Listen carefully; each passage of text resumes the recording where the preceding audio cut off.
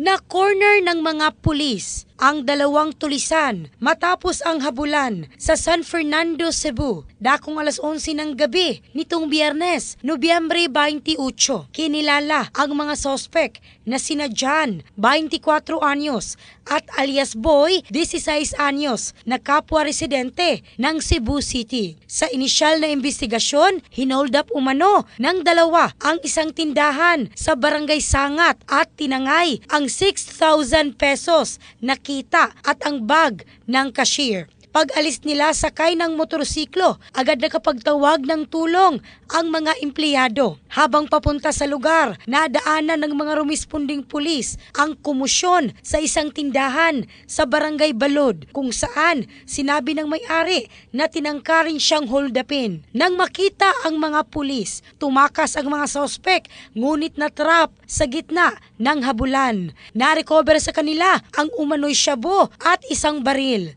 Sa presinto, positibo silang kinilala ng mga biktima sa dalawang magkasunod na insidente. Maaring maharap ang dalawa sa patong-patong na kaso. In the heart of changing lives, ako si Michelle Craste ng Brigada News Philippines, the Music and News Authority.